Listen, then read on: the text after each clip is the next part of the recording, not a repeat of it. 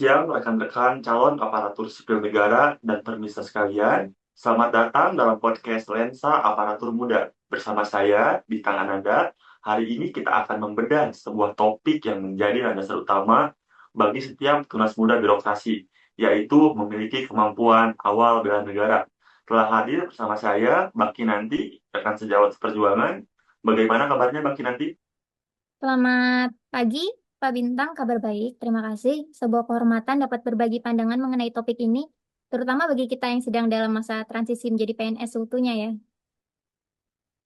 Tepat sekali. Mbak Kinanti, kali saat mendengar kata bela negara, rekan-rekan CPNS langsung terbayang pada baris berbaris atau latihan fisik yang berat. Namun, dalam modul dasar kita terdapat aspek kemampuan awal. Bisa Mbak Kinanti jelaskan apa sih sebenarnya cakupan dari kemampuan awal tersebut dalam konteks kita sebagai CPNS?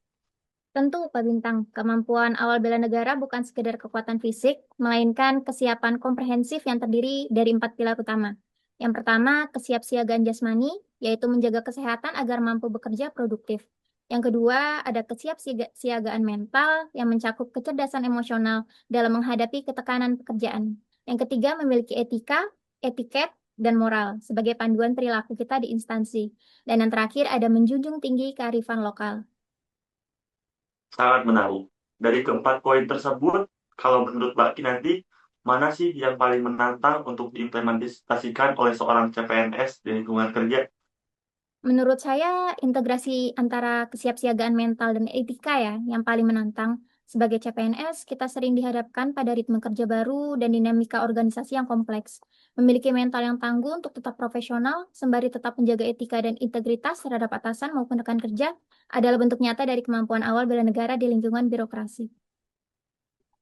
Jadi, bela negara itu sesederhana menjaga integritas dan performa kerja ya. Lalu, bagaimana dengan kesehatan fisik? Apa seorang CPNS itu harus selalu tampak atletis untuk dikatakan memiliki kemampuan bela negara? Tentu tidak harus atletis dalam pengertian olahragawan profesional ya. Esensinya adalah kesehatan yang mendukung fungsi. Negara telah memberikan amanah pelayan publik kepada kita, jadi kita sering jatuh sakit karena tidak menjaga pola hidup, maka pelayanan publik akan terhambat. Itulah mengapa menjaga kesehatan jasmani adalah bagian dari tanggung jawab kita kepada negara. Luar biasa Mbak Kinanti. Sebelum kita akhiri, ada satu pesan singkat nggak untuk rekan-rekan CPNS di luar sana agar mereka mulai mengasah kemampuan awal ini? Pesan saya, jadikan bela negara sebagai gaya hidup. Mulailah dengan disiplin waktu, menjaga kesehatan mental dengan berpikir positif, dan selalu mengedepankan etika dalam setiap tutur kata di lingkungan kerja. Terima kasih banyak Mbak Kinanti atas diskusinya, rekan-rekan sekalian. Sebagai penutup, izinkan saya membacakan kesimpulan dari diskusi kami hari ini. Kemampuan awal bela negara bagi seorang CPNS bukanlah sekedar teori di atas kertas, tapi perpaduan harmoni antara kesiapan fisik, ketangguhan mental, dan juga etika dan moral yang dalam bertindak. Memiliki kemampuan ini berarti kita telah mempersiapkan fondasi yang kokoh agar kelak kita menjadi PNS yang penuh, bukan hanya menjadi pekerja administratif, melainkan menjadi benteng pertahanan negara melalui pelayanan publik yang profesional, berintegritas, dan juga berkualitas. Saya Bintang bersama Mbak Kinanti, mohon pamit undur diri.